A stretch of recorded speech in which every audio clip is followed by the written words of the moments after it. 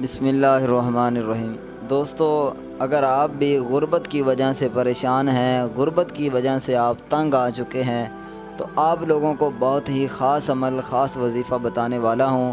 انشاءاللہ میرے بھائیو بہنوں، اللہ کی رحمت سے، اللہ کے فضل و کرم سے آپ کے جو یہ غربت کا ایک سمندر ہے جس میں آپ ڈبکیاں لے رہے ہیں اور بہت زیادہ پریشان ہیں، کہ اللہ تعالیٰ غیب کی طرف سے آپ کی مدد فرمائے اور آپ کو یہ جو غربت کی پریشانی ہے اس سے آپ کو چھٹکارا ملے۔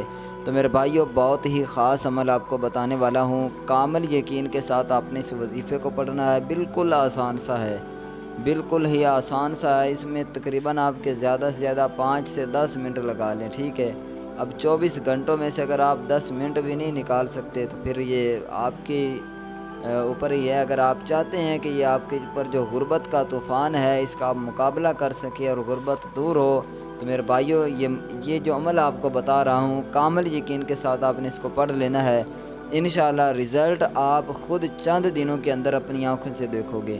تو آئیے اب وظیفے کی طرف چلتے ہیں۔ آپ نے کیا کرنا ہے، یا مالک کو اول آخر 3 مرتبہ یا 7 مرتبہ درود شریف پڑھ لیں۔ 3 مرتبہ بھی پڑھ سکتے ہیں، لیکن اگر 7 مرتبہ پڑھیں گے تو زیادہ بیسٹ ہوگا۔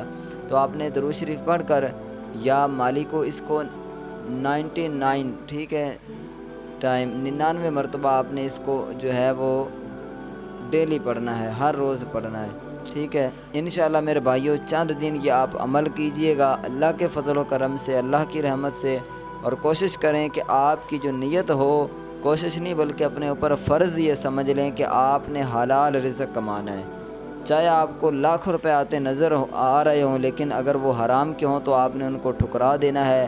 آپ نے حلال کمائی کرنی ہے، اور اس کے علاوہ آپ نے اپنی جو آمدن ہے اس میں سے کچھ نہ کچھ ڈیلی جو ہے وہ صدقہ خیرات بھی کرتا رہنا ہے۔ بظاہر آپ 10 روپے جو ہے وہ خرچ کرتے رہیں، صدقہ کرتے رہیں، لیکن ڈیلی آپ نے کرنا ضرور ہے۔